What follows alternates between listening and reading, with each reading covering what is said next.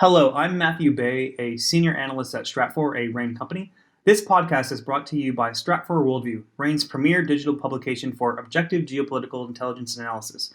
Sign up for the free Stratfor newsletter at worldview.stratfor.com.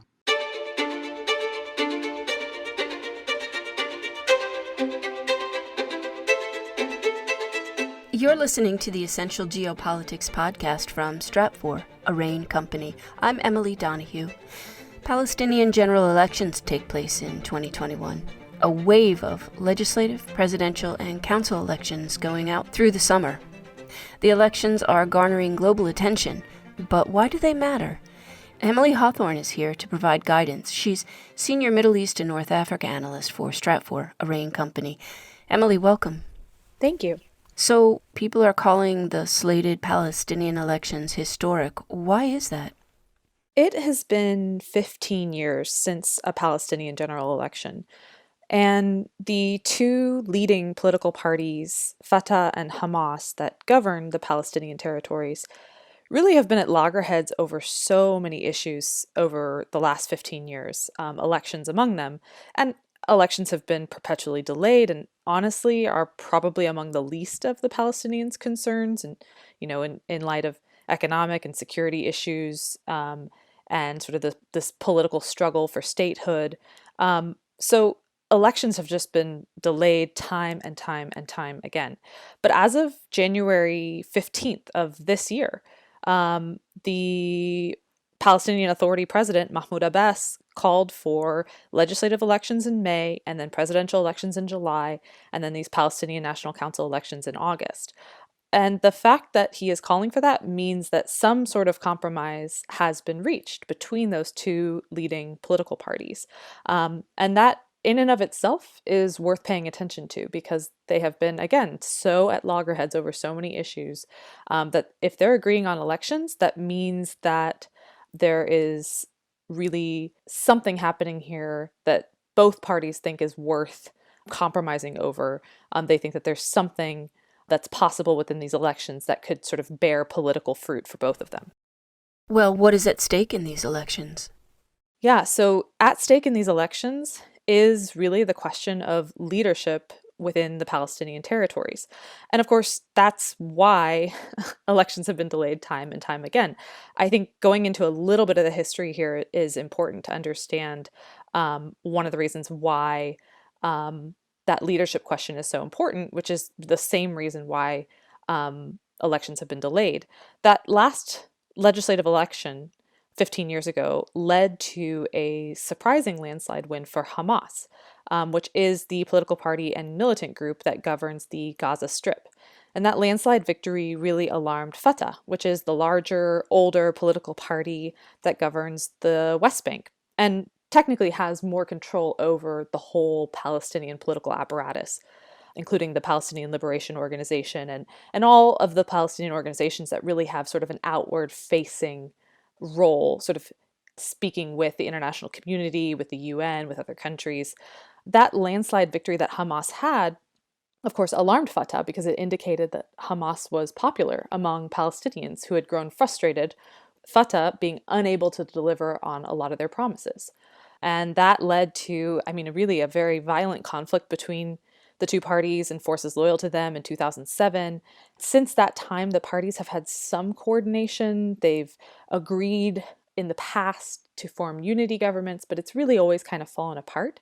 So now we're seeing that this question over, okay, which of these two parties and which other parties, in fact, might be the leading voice for the Palestinians moving forward. So that's the biggest question that's at stake. And then a final point on that is understanding that over the past 15 years, one personality, one politician has really presided over the Palestinian Authority, and that's the president, Mahmoud Abbas, who is now 85. And there's clearly this burgeoning question over, okay, who is going to be the leader of the Palestinian Authority moving forward? He is a member of the Fatah party, sort of a founding member.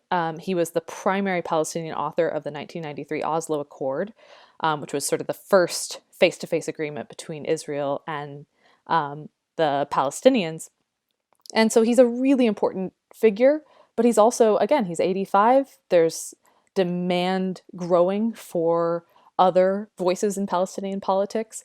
And I think he is feeling the pressure of the need to sort of silence dissent within his own party, to sort of see what's possible in terms of cooperation, compromise with Hamas, and also really turn a page in terms of how the Palestinians can engage with the outside world and other actors. And so it really is, what's at stake is the next generation of Palestinian politics, and the next, and sort of what that means for Palestinians and who is going to lead them moving forward. Emily, I think I would be remiss if I didn't ask you where Israel fits in here. Yes, much to the Palestinians' dismay, anything that happens with Palestinian politics does happen in the shadow of Israeli politics. I mean, Israel, as you know, has so much power economically and in terms of security over the Palestinian territories that the Palestinian political parties and anything that happens with elections does have to take into account where Israeli politics is and how they, the Israeli government, how they're able to sort of shape and influence what's happening in Ramallah and Gaza City, sort of the capitals of the Palestinian territories. Israel has been leaning toward more hawkish policies against the Palestinians. And that's something that Palestinian political parties are grappling with across the spectrum.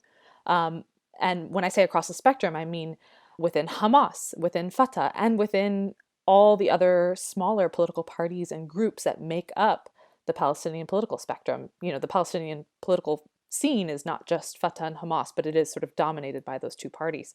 But all of those political parties and groups, all of them have to grapple with that increasingly hawkish stance, that increasingly oppositional stance toward Palestinian statehood.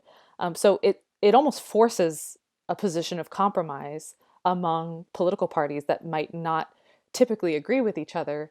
They can all sort of agree that they're facing a similar pressure from Israel. I think that's one of the drivers to these elections actually potentially taking place. And I assume that there are security implications here. There are, and one of the reasons is that those other Palestinian parties that we just mentioned, the smaller ones that sort of operate alongside Fatah and Hamas, there are some who really have a strong adversarial stance against Israel, or that are okay with using violence as a means of trying to fight for Palestinian statehood. Palestinian Islamic Jihad, PIJ, is one of them, that is similar to Hamas in some ways, but different in others. Parties like the PIJ have said, hey, we're interested in running in these elections.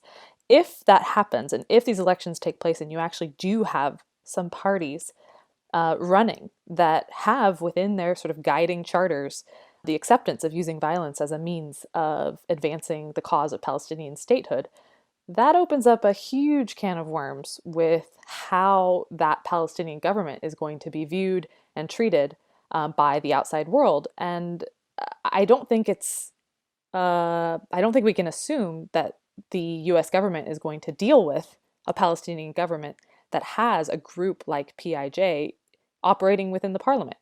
And if PIJ or Hamas is still launching rocket attacks or mortars or incendiary balloons at southern Israeli territory, but they're also part of the government, that is going to make it really hard for the Palestinian government to be taken seriously or to continue to receive economic aid from countries like the United States or from European countries.